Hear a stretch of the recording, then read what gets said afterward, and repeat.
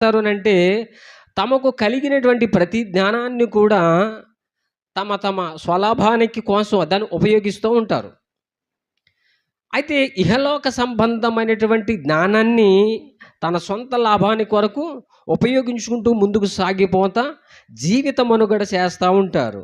అయితే దేవుడు ఈ లోక సంబంధమైనటువంటి ఆ యొక్క జ్ఞానము గురించి మాట్లాడతలేదు కానీ ఆత్మ సంబంధమైనటువంటి జ్ఞానము గురించి ఇక్కడ మాట్లాడుతూ ఉన్నారు. ఎందుకనంటే మనమందరము కూడా మన ఆత్మ పరలోక రాజ్యము చేరాలని, ఆత్మ నరకాగ్నులకు వెళ్ళకూడదని ఆ యొక్క విధానము కొరకే భక్తి జీవితం మనం చేస్తాం. కనుక దేవుడు కూడా ఆత్మ సంబంధమైన విషయాల గురించే ఎక్కువగా మాట్లాడుతూ ఉంటారు. కాబట్టి జ్ఞానము గల వారికి ఉపదేశము చేయగా అని దేవుని వాక్యం చెలవిస్తుంది అని అంటే ఇది ఆత్మ సంబంధమైనటువంటి జ్ఞానము గూర్చి అనే అర్థం.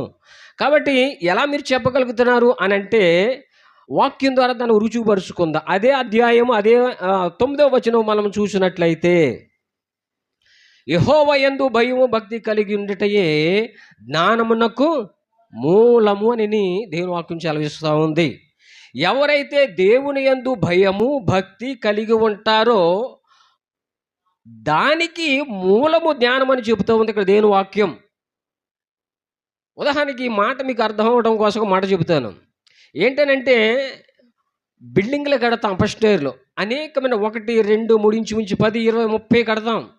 అన్ని కట్టడానికి గల మూలం ఏమిటి అని అంటే ఆ బిల్డింగ్కి ఫిల్లర్సే ఒక మూలము.